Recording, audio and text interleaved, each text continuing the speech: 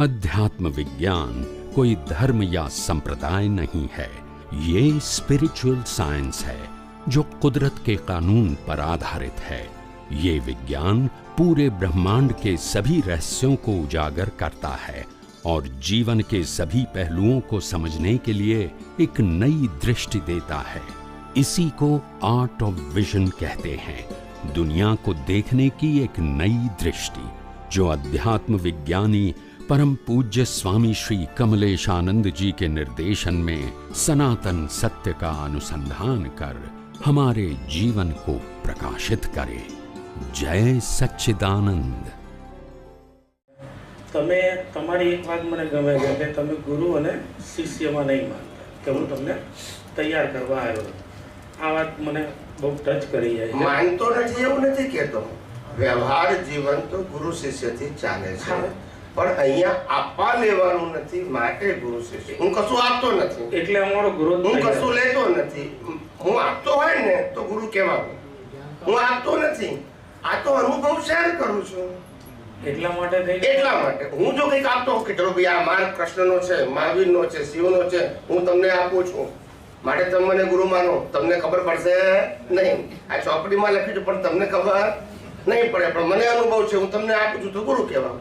હું તો આમાંની કઈ વાત કરતો નથી, આ તો સનાતન સત્ય હતું, છે અને રહેશે, જે કોઈનું નથી, એ જ પ્રેઝન્ટ કરું છું અને તમારે એને જ અનુભવવાનું છે। આ મન વચન કાયને અનુભવવાના નથી। ગુરુ શિષ્ય સબ્જેક્ટ એટલા માટે નથી આવતો, પણ ગુરુ શિષ્યનો જે સામાજિક અને ધાર્મિક માર્ગ છે એ ખોટો છે એ કહેવાનો આપણો સબ્જેક્ટ નથી। પ્લીઝ પ્લીઝ ખોટો એવું નહીં કહેવામાં।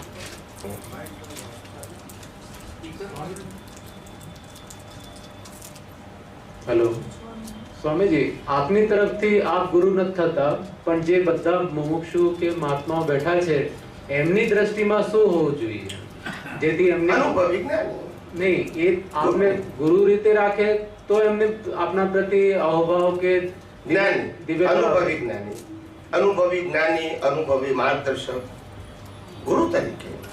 गुरु तो बोझो छे, मने बोझो छे, तमने बोझो छे। હું કઈ બધાને ભેગા કરું માથા ઉપર, માળ છૂપવા માંગુ છું।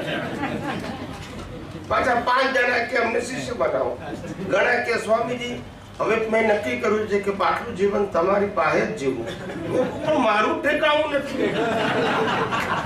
સત્સંગમાં આવો, બીજું શું કહું, ખ્યાલ આવો એટલે ક્લિયર કરી દેવાનું, કોઈ માથાકૂટ જ નહીં।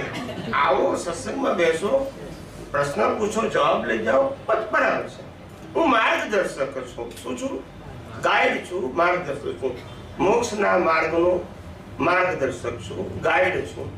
જેને પણ માર્ગદર્શન જોઈતું હોય વેલકમ, પણ માર્ગદર્શન જોઈએ એટલે મારો શિષ્ય થઈ ગયો, હવે હું કહું એમ કરવું પડશે, પ્રશ્ન આવતો નથી।